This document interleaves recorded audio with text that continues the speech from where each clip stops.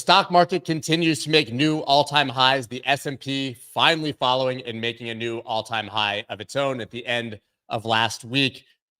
The most long anticipated promised recession of all time clearly has not arrived yet, at least not for stocks. What the hell is going on there? And why is Bitcoin continuing to sort of languish as ETF hype subsides and GBTC continues to sell? We're going to talk about all of this. It's Macro Monday. I've got James Lavish, Mike McGlone, and Dave Weisberger from the lobby of a hotel. It's becoming a famous thing. You're not really a Macro Monday until you do a Macro Monday recording from the lobby of a hotel. So James and Mike, you're going to have to do that once. I've done it before. Guys, it's Macro Monday, my favorite hour of the week. Let's go. Let's go.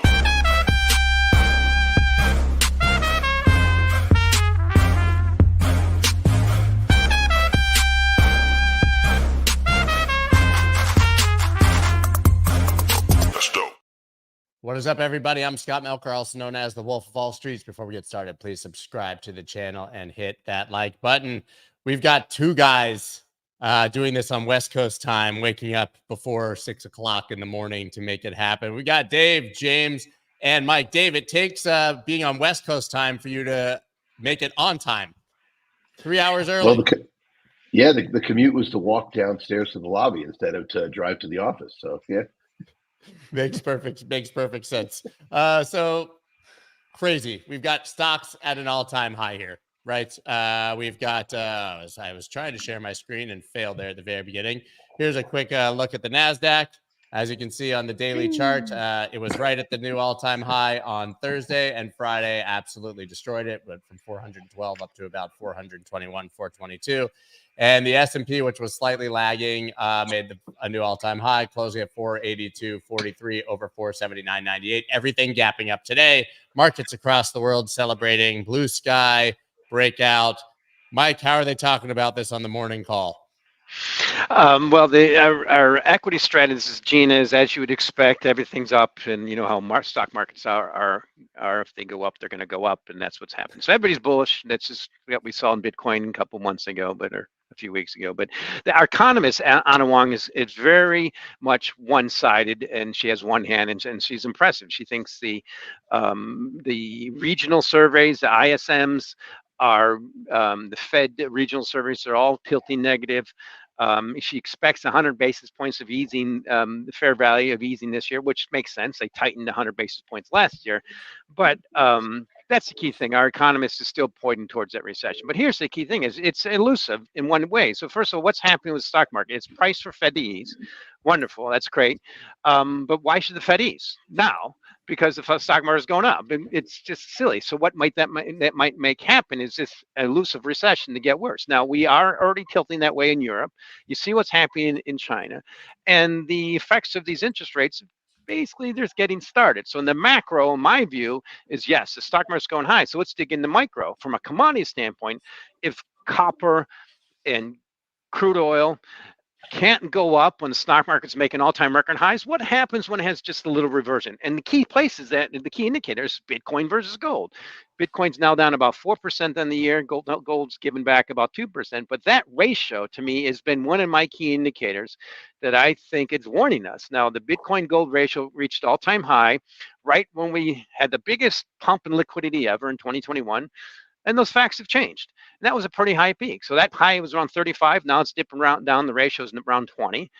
And to me, this is my key indicator. And that if that Bitcoin don't start getting going soon, I think it's going to be an indicator that this stock market rally, which is great, it's wonderful, it's making us all feel richer, might be, as we say in commodities, its own worst enemy, because it's taking the Fed easing out of the picture, and it just might make it worse. So that's the tilt. But certainly from commodities, I'll end with this. The number one measure of heat, electricity, and fertilizer in this country, U.S. natural gas, has dropped down to about $2.40 per MMBTU. That was first traded in 1990. So from my standpoint, global basis, pretty severe deflationary forces accelerating. Yeah, that all makes sense. You said that everybody is bullish, but I want to actually push back on that because last week, or a few weeks ago on the show, we showed sort of the 2024 expectations from multiple Wall Street firms. And literally every one of them agrees with you and still thinks a recession is coming. You remember everything was muted. We were wrong in 2023. 2024 will be the year it happens. This is one of the lead articles here. Brevin Howard's top economist sees recession coming in 2024.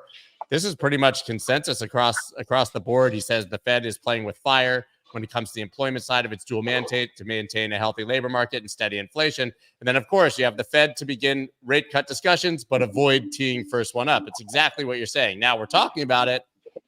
It's being priced in, but maybe it's not going to happen. I mean, James, what do you think is going on here? Well, I mean, I read that article this morning, and he makes a good point talking about how the labor participation rate really dropped pretty quickly in this last period, and that's an important point. But the other thing is the Fed is saying the neutral rate long term they've maintained the long term neutral rate is 2.5%, which we've been holding 3% above that for a while now. And so again, we come back to the Fed will hold rates for as long as it needs until it sees something that makes them lower rates or inject liquidity, and then it's too late. And so they always overstay their welcome. So the question is, when is the welcome kind of run up? Like, when is their welcome running out? And when do we see that drop off in employment, the margin squeeze? Where do we see if we have some sort of credit event? When does that occur? But I do believe that unless something happens between now and March, I think that the market is way overestimating the likelihood of a March cut, because we don't have the indicators that the Fed is going to say they need, and to have as evidence that they're right and they should start lowering rates. So, Dave? The words crack up boom mean anything to anybody here? It feels like that. This feels like, from a stock perspective, this feels like the rally to whatever level it is before people start things start to normalize. The fact of the matter is, a lot of liquidity is being put in the system by the Treasury. The Fed may be taking liquidity out and losing money, but the liquidity, as I talked about last week, is moving into the world. It's at a higher price, but there's plenty of liquidity there. And so the question is, what are people doing with their money? Well, we're getting our January effect. Look up what happened in January of 2000, and it kind of feels similar to me. I said this before, but I think that the needle might very well be people having to sell for capital gains taxes purposes in March, generally, in before tax day. To me, that it almost feels too pat for that to be the case. I talked about it last week. Doesn't feel crazy now. Look, I have no dog in this fight. Yeah, I don't see it as, I don't see the stock market as a good value by any stretch, and I think that it's overly discounting. 100 basis points of cuts. They think, okay, well, that matters. But what James said is important. Neutral rate. If we're above neutral, you would think that Mike would be right. You would think that people would say, okay, I got to get the hell out. But, at the end of the day, it doesn't happen. The market can remain irrational longer than anyone can remain solvent. So it's really a question of, do you fight the flows or not? Now, as for Mike's point on Bitcoin gold, oh man, there isn't the other side of that bet is where I want to be. The fact of the matter is, and look, I think that the likelihood of Bitcoin becoming digital gold is higher now than it has ever been in our lifetime. The network is more than triple now, where it was when Bitcoin last made an all-time high.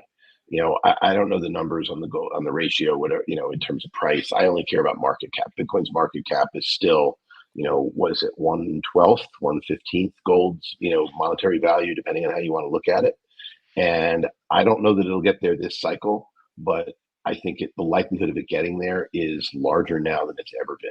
And if you look at what's going on in the world of crypto, it's completely unsurprising. Actually, the most surprising to me is that altcoins seem to be going down at the end of last week, which is kind of to me that if there is an early warning indicator in crypto to what NASDAQ is going to do, it's the altcoin market. because that's where really the real speculative juices are. Bitcoin's doing exactly what one would expect, given the amount of miner selling there was last week, given the amount of open interest decline in the CME, which we know drove a large part of the last rally, and given, the fact is with that, all of that, the net inflows to the ETFs are not enough to offset the GBTC outflows and the outflows I just described. Does that mean much? Not really. We're still in a trading range. We're still where you would expect. And one stat I'll leave you with, which is a very interesting one, and it's been true for a while now, the number of days of rally that Bitcoin actually goes up is so small that do you really want to be on the sidelines if that's where you are at on a long-term basis? And honestly, that's where I'm at on a long-term basis. I think it's the highest asymmetrical positive asset out there. And we now have a tool for people to start putting money into it. And by every measure of normal, not crypto people, but normal measures of success, it's been a rousing success. And frankly, that's with half of the retail systems not even allowing their clients to buy it. So, we can talk about that and dig in more, but the flows are pretty strong, and for very good reason. And nothing has really changed yet because no asset allocation models have added it, and no RIA systems have delved into it. And they're all looking at it, and it takes time. So we'll see how it goes. Yeah, I think that Bitcoin's kind of trading in its own little vacuum at the moment. I don't disagree necessarily when Mike says leading indicator at large, but right now, this is very specific what's happening, right? I mean, it doesn't take a genius to look and see $500 million a day in Bitcoin moving from Grayscale to Coinbase to be sold on the open market to understand why it can't go up, right? So, Mike, when you say, it's got to go up soon or else, I mean, it just can't while that's happening. There's just not enough volume or buying interest to which is funny because we've heard about these unlocks and supply shocks and all these things over the years for Bitcoin. This is the first one I remember actually mattering. Like, Sure. Mt. Gox was going to open and we're dead and all these things. Well, this time it's pretty transparent. Let's start with gold as an example. The total amount held in gold ETPs on the planet is about $180 billion. It's not a lot, partly because gold is less than 1% of total global portfolios, typical financial portfolios. And the main thing I've heard since I've been in the business is there's no earnings. Okay, so it's more some of the boomers who like the boomer rocks, the people I know are involved, and certainly when you're in the gold bugs. So maybe that's an indication for Bitcoin. Yes, Bitcoin's a hot newcomer, and there's 200, maybe 25 billion in GBTC, the big GLD of the space. But it's a key thing that people, I think, who are very, very in that unique space of Bitcoin are forgetting about the macro outlook, and that is, in terms of long-term investment returns, it's compounding earnings have always the number one thing that gold and Bitcoin do not have. Now, Ethereum does, and Ethereum and the rest of the cryptos at least have something to look forward to. Is ETFs will be launched in those products. It's just a matter of time. Bitcoin's done. It's just made a major, I think, as we know as parents, a major step in adulting. And here we are. You can do all you want with it easily with a push of a button with your Schwab broker. And do you expect the returns and the volatility of the past to happen? No, it's going to get squashed into a trade like gold, in my view. And it's been, I wrote about that 5 years ago. So here's the fact there. And the key thing is, I look at it this year is, if I'm right in my macro Great Reset view, it should happen this year. I'm ready to fill or kill it. And the biggest, most significant asset on the planet that was part of WIRP and was born of the great financial crisis was Bitcoin. And it peaked with the biggest pump in liquidity ever. If you just study your history, that's how these things work. And it's been going down since 2021, the biggest pump in liquidity ever. That makes complete sense. Now we have ETFs. So I look at it as the indications I see from Bitcoin, gold, from commodities, from the yield curve. You have to be careful and ignore the stock people. Okay, great. Yes, they made new highs, but this stuff usually happens.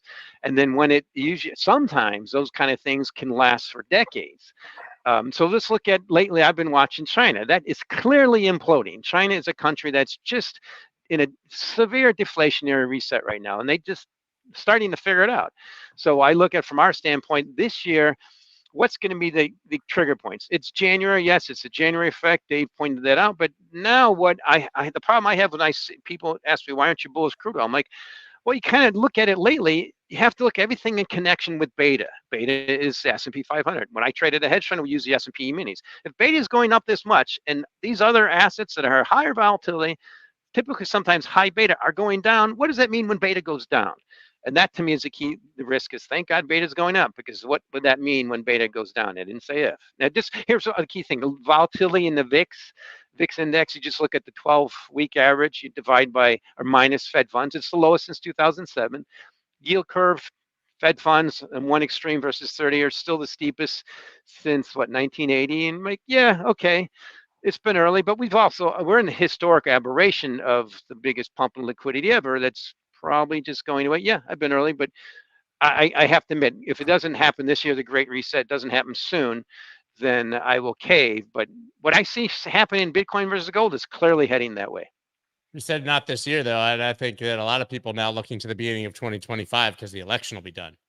Yeah, I'll give up. I mean, these kind of things that I see happening are quite historic. And in the textbook I plan to write, the history I plan to write would be kind of convoluted if it doesn't work out this way. But I'm willing to adjust to what's happening in markets. And this, you can't.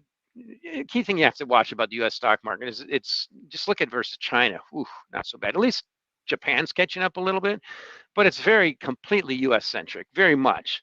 And yeah, I get it. There's wars going on. It's when people get bearish to the dollar. I'm like, yeah, well, good luck. Well, you don't want to be bearish to the dollar when there's wars going on. There's only one country in the world that provides open seas and protection since World War II, even before that. But here, I'll end with this. The key thing also, and still keeps, I think the people who are still poo-pooing this technology and cryptos need to understand that the most widely traded cryptos, most of them oftentimes are crypto dollars, stable coins, and that AUM only goes up. It's the technology. Totally agree. James, I mean, where do you stand on what's happening with the ETF and this GBTC selling? Do you think that it stops anytime soon? Because, man, if we were a correlated asset to the stock market, which people have said for years, we should be trading at like 80,000 right now. No, I don't think it stops in the near term. I think it's just going to continue to bleed out because it's got a 1.5% fee on it versus 0.25% on any other, right? So the margin there on fee is just so great that I think it's almost impossible for you to look at that and think that it's a good value, even though they've been in the space. Running an ETF, I mean, ask Dave, running an ETF is not that difficult. You do have to have some trading acumen and be able to make the markets in order to be efficient and match the underlying performance of the asset. But that's not that difficult, especially with all the programs and machines we have now. It's not something that sets them apart in my mind. So that argument from them is they're going to continue to lose that argument every single day that they keep their rates at 1.5%. So no, I don't think it's just gonna stop overnight. It will ease at some point, and you'll just run into these the core holders that don't care about the fees, and they think 1.5%, who cares? This is an asset that's going to go up hundreds of percents, so who cares? But we're not there yet, in my opinion. Also, we just have not seen the inflows from registered investment advisors and institutions that we would expect. And that's actually, if you step back and look at it, that's actually bullish. Not that surprising. It's bullish, and it's not that surprising because it takes a while, not just for all of these firms to get their pipes in place. They have to. When we went, just for information, when we went to buy the spot ETF for a volatility position that we were putting on for my hedge fund, we had to instruct our prime broker to go and add the QSIPs to their systems in order to settle the trade. That was on the morning of these things opening, and that's not atypical. So you still have people out there who don't have you have investment advisors out there who don't have the capability yet, and then you still have the Vanguards and the UBSs and the Merrills who are pushing against it as hard as they can, and so the on ramps are not there yet. It's going to be slow. It's going to be more like a trickle until it turns into a flow, and right now it's a trickle, and it will become a flow. The question is, and I think that Mike brings up a great point, is do we hit the economic skids before it turns into a flow?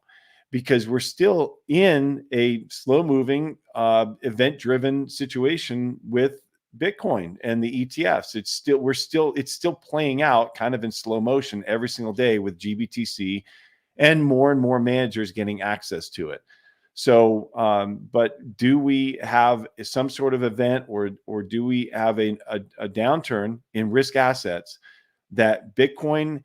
That you can say whatever you want. This thing has led risk assets for a long time here, for years, and so it is playing a dangerous game at this point, and it could easily correct. And this is Bitcoin we're talking about. Yeah, it could correct down to the 30s, no doubt about it.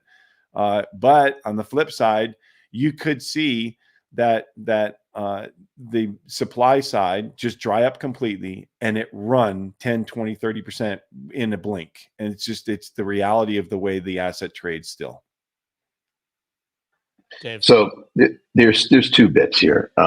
One, there needs to be coherence when one looks at how we value assets and understand them. And I think that we keep playing a game where we lump things together. You can't have it both ways. Either Bitcoin is a correlated asset or it isn't. And frankly, over the last year, God knows the last 6 months, it isn't. Now, it isn't for a reason.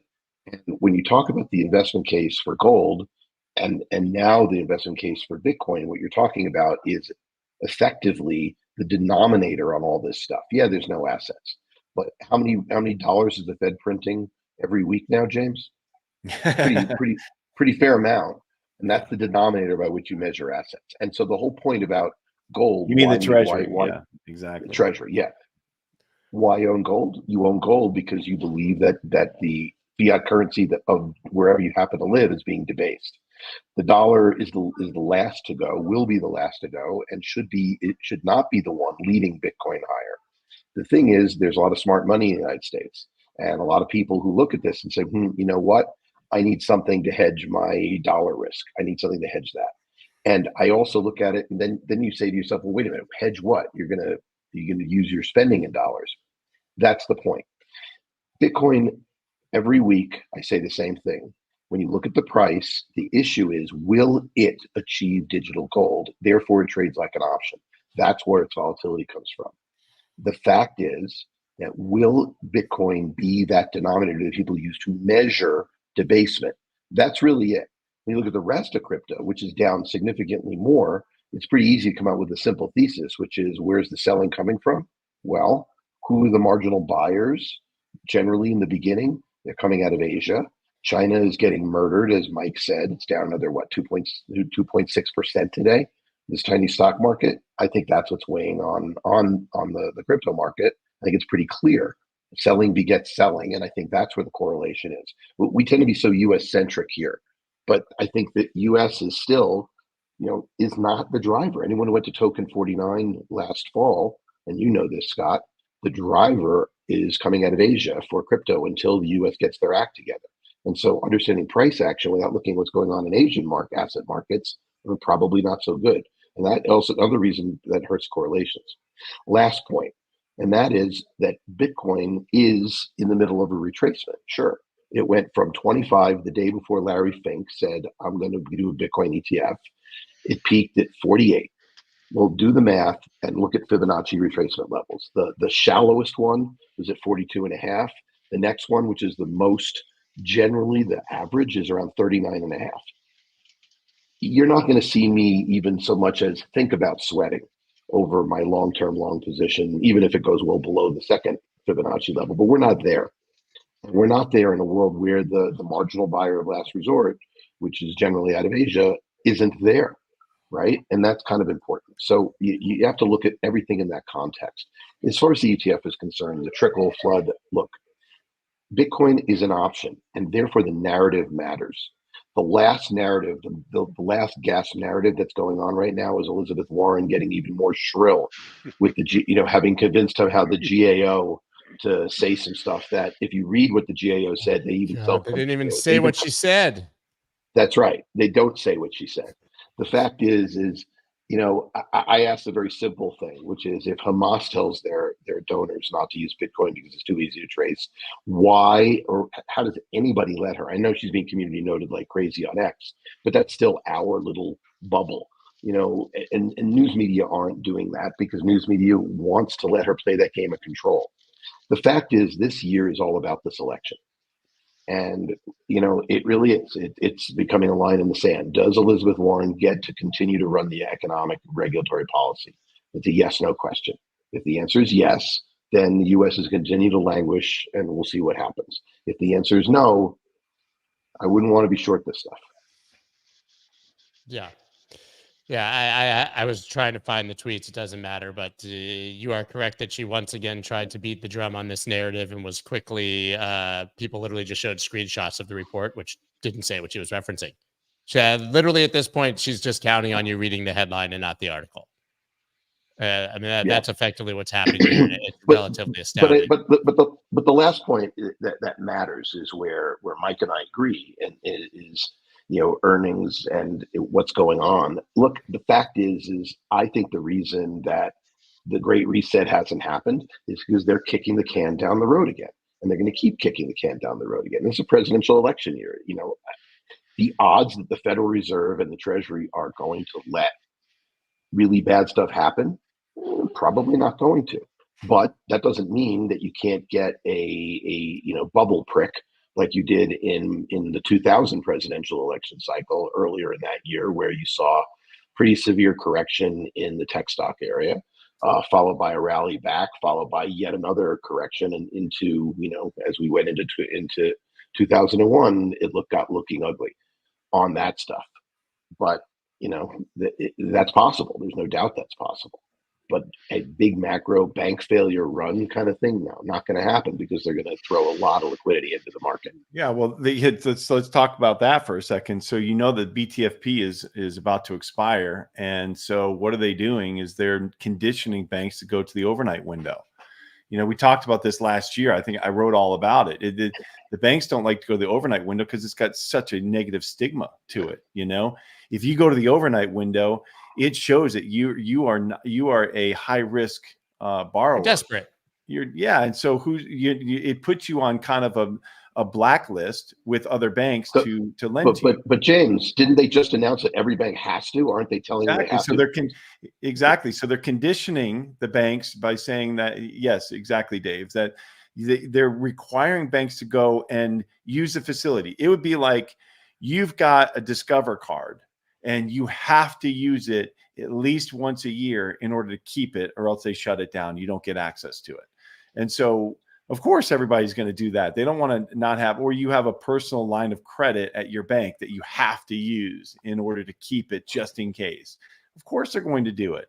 And so now it gets to the point where, well, yeah, I did borrow, but it just muddies the picture. So it's not like, well, Citigroup is not going to borrow, but if you have a small regional bank in Kentucky that needs some money and they go and borrow, then the question is, well, did they borrow because it was under the mandate, or did they borrow because they needed it? And then you have to go and dig in. It just muddies the picture completely. And so by conditioning everybody to it being normal, they allowed that liquidity to be injected into the market and kind of hide it. And that's exactly what they're doing. So they're going to shut down the BTFP program, and they're going to open up the window and say, well, everybody's using it. It's not that big of a deal. A few weeks ago here, we were saying they would never shut it down, though. It does look like they are. Well, they've figured out a way that I think they've figured out a way to do it, because what they don't want is that black mark of saying, oh, we're just injecting liquidity into the market. And, so they figured out a way that they're probably going to be able to finagle through it and thread that needle. But the reality is they're not taking away the liquidity. That's that's what it appears to me that they're not going to take away the liquidity. And that's the bottom line. So just go to first principles. Have they shut off the liquidity or not? Well, it appears that they're not going to. Right. Well, go ahead, Dave. Sorry. I was just going to say that it's a big, with the 10-year at 4, there's a lot less pressure than when the 10-year hit 5. It looked like it was going to go back. really bad. And James, so yeah, you just go watch ahead. the flow of money. That's literally what they care about. Yeah, well, you look at the 10-year though. The 10-year is broken above that downtrend, right? And Mike, you've shown this chart before. I think it's broken above that downtrend where for decades it was going down towards zero, and now it's broken above that, and that's a significant move to the upside for the 10-year. So the question is how long and how high? How long does it stay above that? How high does it go? And when we do run out of that reverse repo facility, and the Treasury is forced to go further out on the curve, what kind of rates are demanded out on that curve to compensate for that risk premium? That's the question, and nobody knows yet, but we're definitely gonna see it. Mike's gonna, yeah. Go ahead, Mike. Now, I got to piggyback back on that one. So first, let's start with, if the U.S. cuts rates 100 basis points this year, we'll still be above the rates in the biggest country in the world. Japan's 2-year notes are 0. Germany's are already like 2.6, and China's 2.2. So that's how high rates are in this country, particularly if we have a little bit of slowdown. So I look at that 10-year note trend. That's part of what got me to New York from the trading pits in Chicago. It's just saying, hey, yields are going down, bond prices are going up. A lot of New Yorkers disagreed. I got right about that one.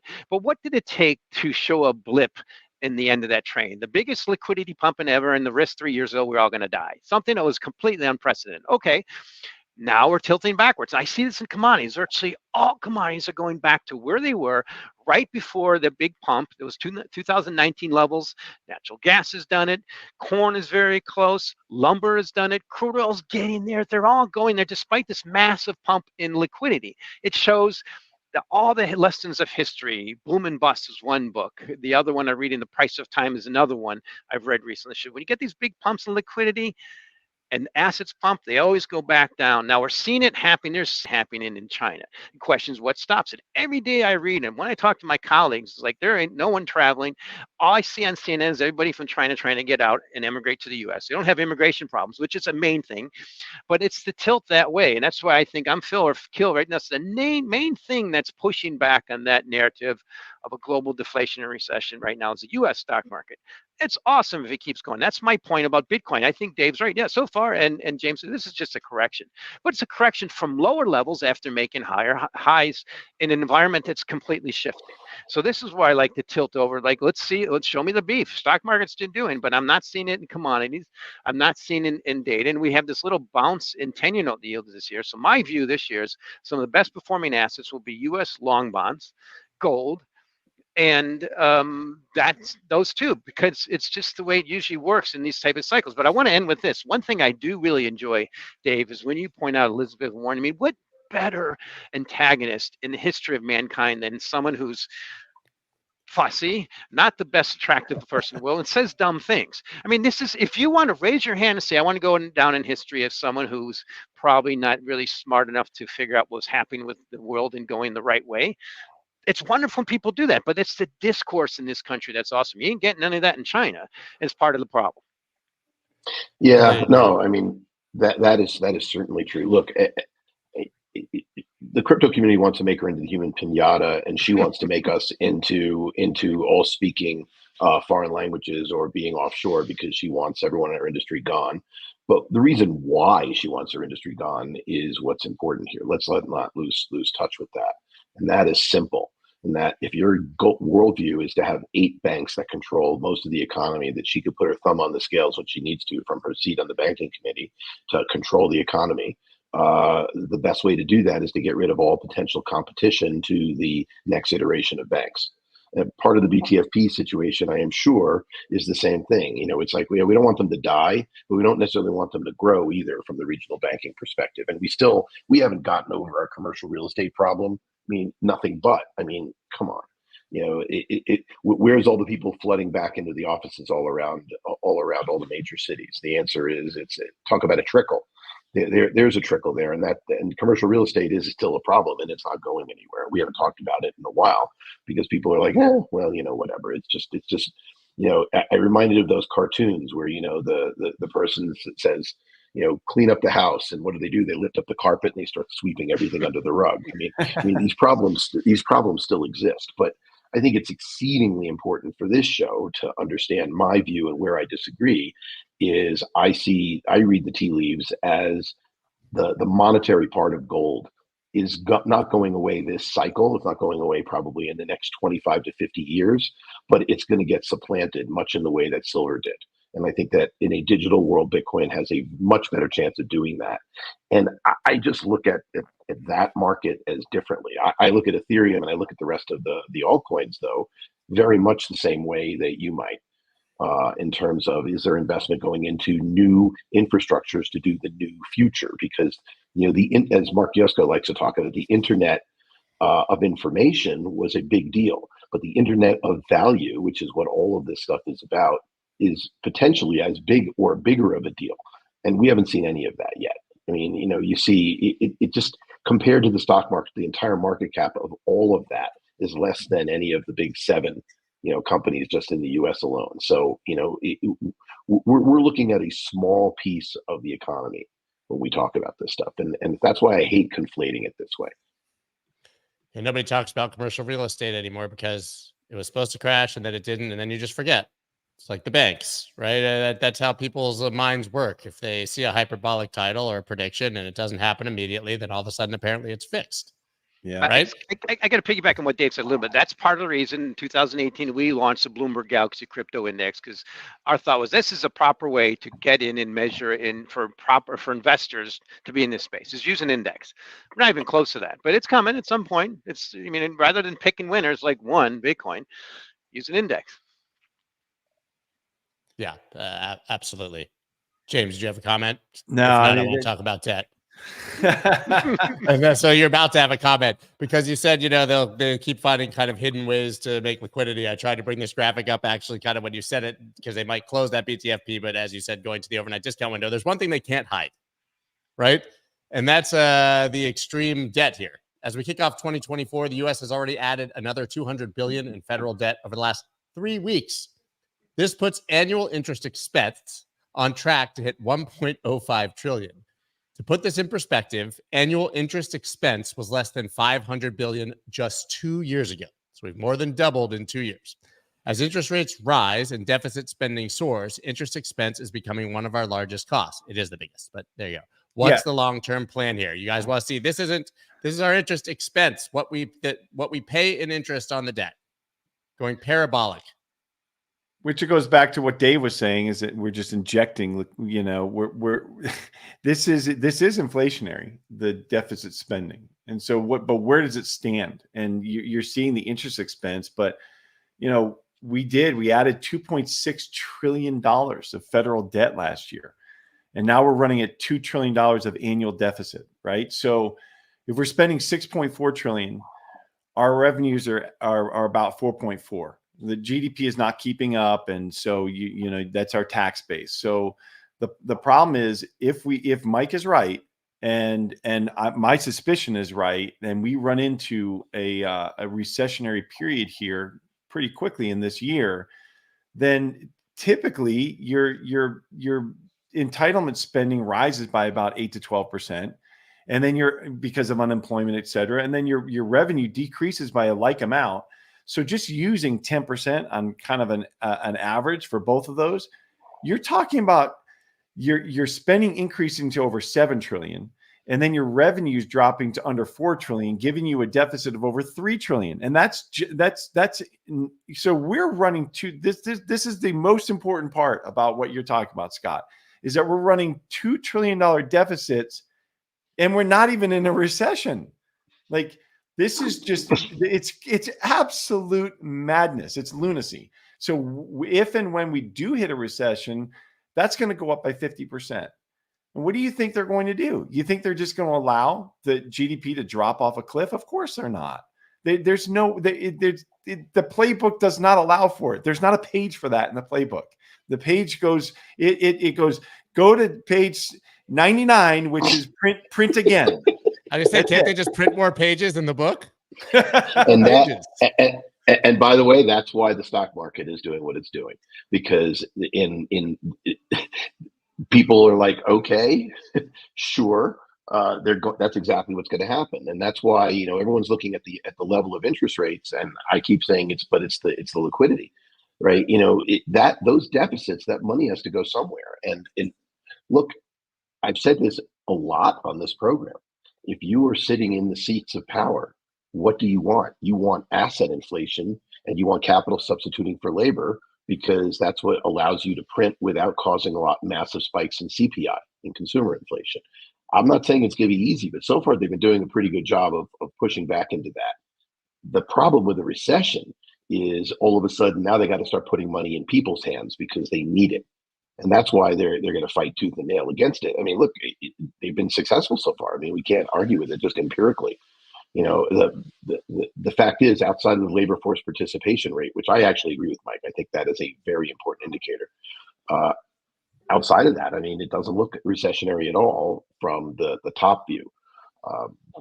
Affordability of life, that's a different story. But the fact is that liquidity is meandering its way into capital markets, and which is the lead sled dog? The U.S. stock market, and it has been.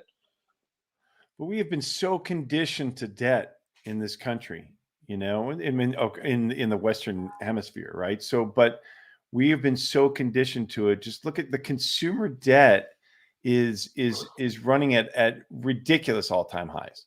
Now, when does that?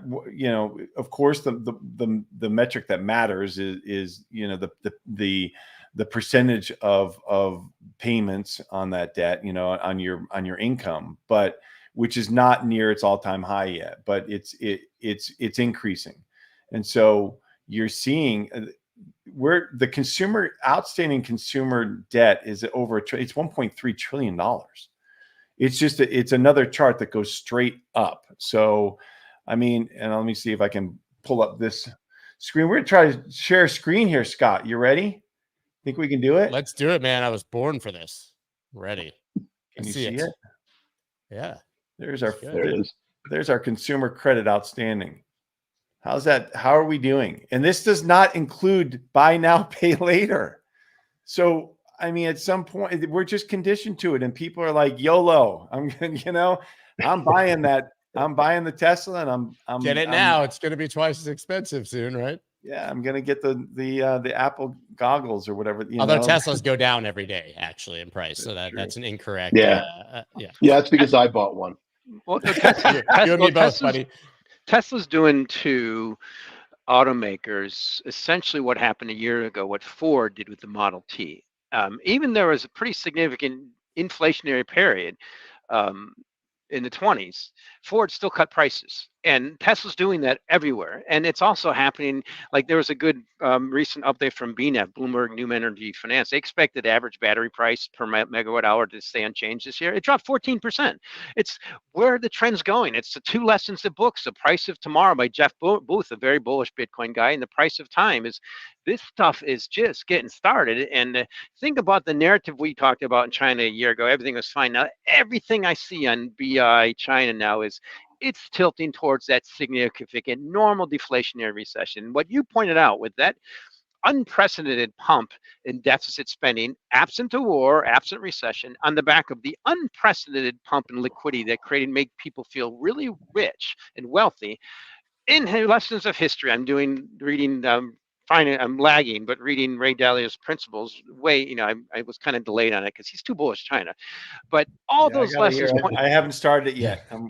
He's just so bullish China. But he wrote it in 21 when the narrative changed. It's completely shifted now. That's my point. Is what stops these trajectories? You need typically a significant lag to significant amount of Federal Reserve easing, and not one major country started easing yet. They shouldn't, and they won't until markets make them. That's where we're in that. Remember, it's only January. How are we going to be feeling around August? Of course, we're going to have the election. That's going to distort things. The point is, here's a quote I'll end with. I heard from Goldman Sachs is if you look at the history of stock market valuations, as far as they can go back, they're in the top 10 percentile of expensiveness. Dave, you pointed it out in terms of the 90% of the time where it's cheaper. And the U.S. is the number one. That's why I say sometimes it's like, yes, I love the narrative about U.S. debt, but compared to China, I hear they're almost 3 times debt to GDP. That's what I've heard. Japan, obviously, we know that is. We can't get other data. We're the least, the least worst of the rest of them, and we have the exorbitant privilege. But it's becoming important in the polls now that we can't just have this massive fiscal stimulus. Why? What happened? What was the lesson of too much liquidity that everybody hates the government for? It's too much inflation. Now, they're not going to remember the fact that how bad it could have been if they didn't do that. All they know is every time they go to buy eggs or anything, it's much more expensive. And the main reason it's expensive, we just created too much liquidity. So that lesson, I think, there is going to resonate for lifetime. It's a great point. And Scott, if you can bring up my share again. So here's something interesting. So just look at I wrote about the Michigan consumer sentiment, Michigan numbers, right? The consumer numbers. And so what's really interesting is that we hit levels over the past year and a half that would be consistent with a recession, right? So if you see in the recession, we hit levels that's really consistent with recessions, but we didn't have one. Why? Why did we not have one? Because of massive deficit spending that covered it up. It just papered right over it. So people are feeling terrible. Prices are high. They can't afford things. Yet GDP is running. Wow, how is that possible? Well, because pushing on a string. Yeah, you're pushing on a string. And so, yeah, consumer sentiment is coming back. But I will, and Dave and Mike will agree with me every single time. Look at where consumer sentiment is right before a recession. It's always right at the highest level of that period, and then it drops off a cliff. I mean, so when everybody's feeling great, that's the time to get a little bit itchy and worried. And so we're not quite there, but there's something that just doesn't add up here. And I'm going to contend that it is the deficit spending, severe deficit spending in a non-recessionary period that kind of papered over the recession and made it look like everything's rosy. And so when you have politicians in the White House up there, claiming and professional economists and PhD economists up there claiming that people are lying, their life is good, it doesn't make sense, everything's great, the economy's running along, Bidenomics, it's not true. And yeah. James, I want to add to that, the wealth effect. You said it's the number one thing. I think it's the personal wealth effect of any rational, 62% of people in this country are homeowners. Their home, the average price has doubled in 10 years. It went up 34% since COVID because that's money supply did. Yet they've been able to refinance down below 3%. That wealth effect, I mean, it caught me last months ago. I was with family on the west coast of Florida, and pointed out, that condo traded $250 a couple of years ago. Now it's $1 million. I mean, people are feeling wealthy. Questions, how long does that last? I mean, the big problem is that the wealth effect goes to, from the stock market is a big deal as well. The house effect, yes, but refinancing, that spigot's been closed now for a couple of years. So it's really the stock market wealth effect. But the problem with the stock market wealth effect is it is owned very disproportionately. And so, I've made the point that if you took out a whiteboard and said, okay, I want to create wealth inequality, I want to create wealth inequality, what would you do? Well, you would have you would not have sound money. You would have an inflationary monetary environment. You would have fiscal deficits. You would have high regulations to stop smaller companies, which are the engine of growth and economic mobility. And you would prioritize the stock market over Main Street, Wall Street over Main Street. And, frankly, there's a reason why some of the political sea changes you see going on exist, right? There's if you listen to DeSantis's speech or talk to Vivek's speech, okay, they threw in the towel because they couldn't beat Trump, but who are they actually most concerned about? They're concerned about the uniparty. They're concerned about the Democrats and the old line Republicans who actually have done this stuff for all these years. And so this is the Wall Street versus Main Street rap. And honestly, look, I spent most of my career on Wall Street, but I'm in crypto because it is the tool to try to reestablish or at least change that imbalance. But that is a very big deal. I mean, just think about $3 trillion deficits with a mild recession. What would a big recession do? Right? I mean, these are, people need to understand that we've had the longest, to put it in Mike's perspective, he likes to talk about, oh, the greatest, thing, liquidity in history that pumped. The truth is, this is the longest bull market in history. I mean, you're going from 2009 through 2023 or 2024 now, right? That's why it's hard. But that's why it's hard to bet on them letting it go tomorrow. If anyone's right. wondering why the recession never comes, it's because, man, they're really good at this. So far, you're really good at it until you're not. Is it possible? Call me a simpleton. I am. But is it possible that we've had a recession this whole time, but the stocks have gone up, so nobody is willing to call it that? Every metric you're showing is recessionary. Mike proves it every single week. The thing is, we saw them kick the can. We saw them kick the can on the definition, right? Yeah. The recession used to be just, negative, whatever the, 2 consecutive quarters, blah, blah, blah. Then they said, no, that's not what it means. And then you can show another metric. They say, it's not really what it means. So if we can't define recession, how do we ever know we're in one anyways? Yeah. Yeah. Go ahead. Look what I just shared though, Scott. And this is another interesting data point, is that and this is just earnings, it's not just, but this is who owns the stock market. And remember, this 10% of income earners own basically 7 stocks. That's basically what's going on here. You've got this 10%. That's my point. But that's my point. Isn't it recession for you, a recession for you, but not for me, kind of thing? If you're on Wall Street or you're wealthy, and that's what people are trying to argue, is that it's not working for me. It's not. I don't understand why you're saying that, and that's why you get, in my feed at least, I get a lot of the retweets of TikTokers who are saying, I can't make my payments for my car, my apartment. I can't buy enough food for my kids. What is going on? I have 3 jobs. What is happening here? And that's because all 3 of your jobs are counted in the job numbers that are telling us there's no recession. Exactly. And 2 of them are with the government. So, it's crazy. It's insanity. Yeah. So I think my new base case is it is a recession, dummy. Right. And that's my new base case. I'm going to keep saying it. People are going to yell at me a lot. And reread Hayek. That's the key thing. That's a good point. But it's also Bitcoin's never experienced a recession. So let's get through that. And that's my point, is I want to see it show the beef of outperforming beta in a recession. And we haven't had that, but it's all tilting the other way. But one thing I want to point out is the number one historic way to create wealth disparity is there's 2 good examples. There's South Korea, North Korea, and Singapore. And how have we created wealth disparity in this country? Because we expand so fast, some get left behind.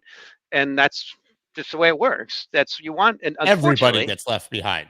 Well, not everyone. I mean, that's okay. 98% gets left behind. That's a big difference in this country. It's the nature to give back, and it's happening more and more. It just doesn't happen right away, but it's just part of the DNA of this country is to give back because you want to keep the system going for everybody. It's just usually the way it works. And the rest of the world, I mean, I lived in Europe for a year. It's that old guard wealth that's part of the reason my ancestors left.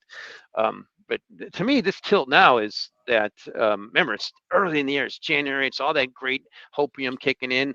And the realization is what's going to happen towards the end of the year. That's why I say this leading indicator, Bitcoin, it's fill or kill, and it's killing. I can't believe it's 9:57 because I was about to ask another question. Go, Dave. Yeah, please. Yeah, I was just going to say that the old guard in Europe, et cetera, that is literally what has happened in the top of the Democratic Party, and there are people in the Republican Party the same way. I mean, Elizabeth Warren, that is literally her goal, is to stop the expansion on the broader base expansion. It's literally the exact opposite of her rhetoric, because that's a much longer conversation. I don't want to go there. In terms of the showing the beef, I mean, Bitcoin is an option. Repeat after me. It's a narrative, and we're not there yet. And it's going to show it because of what I believe to be is the most likely scenario. But you have to remember it that way. Anyway, Scott, go ahead.